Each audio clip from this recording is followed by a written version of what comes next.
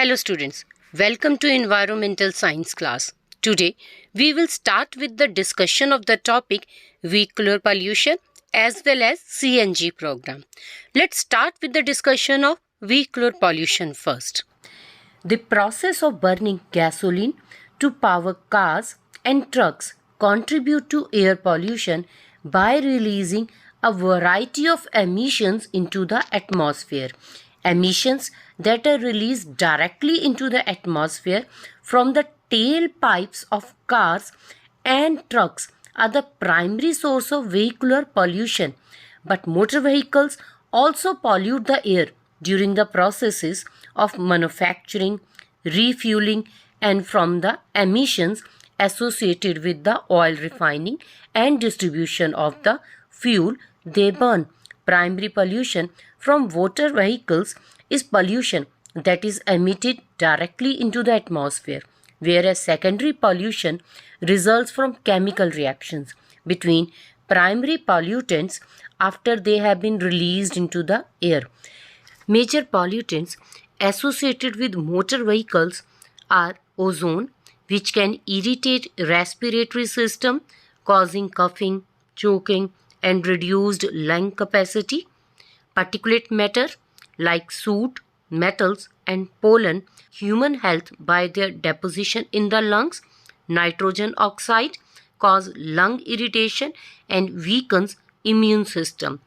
Individuals can also make a difference in the effort to reduce pollution from cars and trucks. There are several ways by which people can reduce the harmful environmental impact of cars. First one is to drive as little as possible. It is the best way to reduce the harmful environmental impact of transportation needs. Carpooling, mass transit, biking, and walking are ways to limit the number of miles we drive. Driving moderately and avoiding high-speed driving can reduce both fuel use and pollutant emissions. Simple vehicle maintenance such as regular oil changes, air filter changes, and spark plug replacements can lengthen the life of car as well as improve fuel economy and minimize emissions.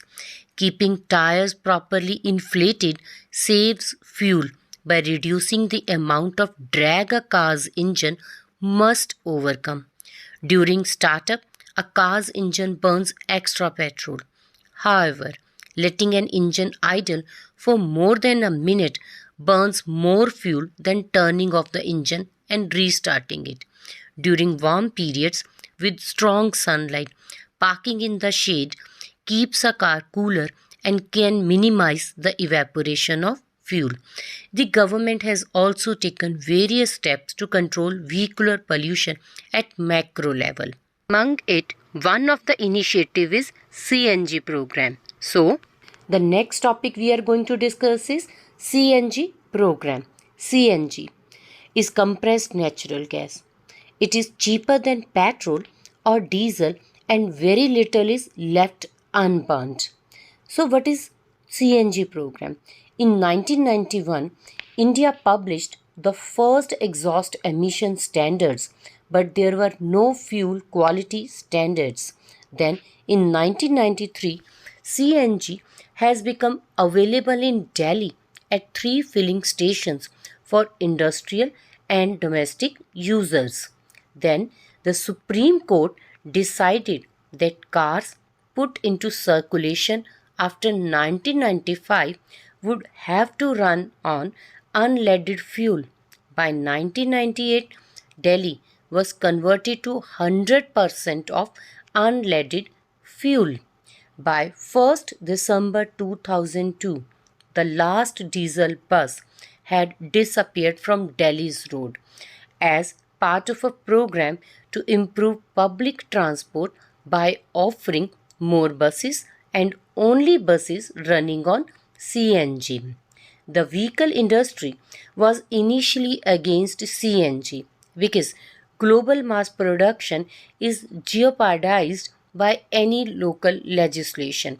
It continued lobbying in favor of abolishing the Supreme Court order, but In April 2002, the Supreme Court finally published a directive which imposed a penalty on the government for wasting the court's time, and in addition, a daily penalty of 1000 rupees per day for each diesel bus still in circulation in Delhi. Thus, this program made Delhi the world's cleanest public bus system running on CNG.